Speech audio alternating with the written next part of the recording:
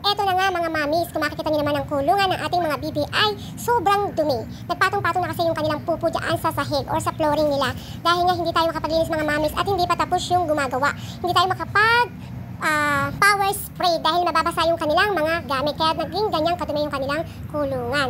Hindi naman sila makalabas mga mamis dahil nga umuulan, baka sila ay magkasakit or makakuha ng sipon. Kaya talagang naipon yung pupo nila dyan dahil dyan lang sila pumupupo. At ngayon nga mga mamis, ito na yung kanilang kwarto or kanilang bahay. Nilinis ko na nga mamis.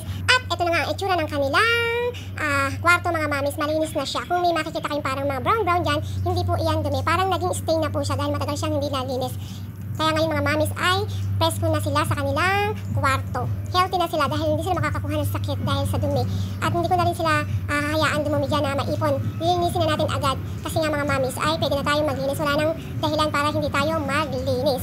At kung may araw naman ay hahayaan ko sila sa labas para dun sila magpupo. At yun lang mga mamis. At yun lang ang ating update para sa ating pinagawang mansion ng ating mga alagang bebe at manok.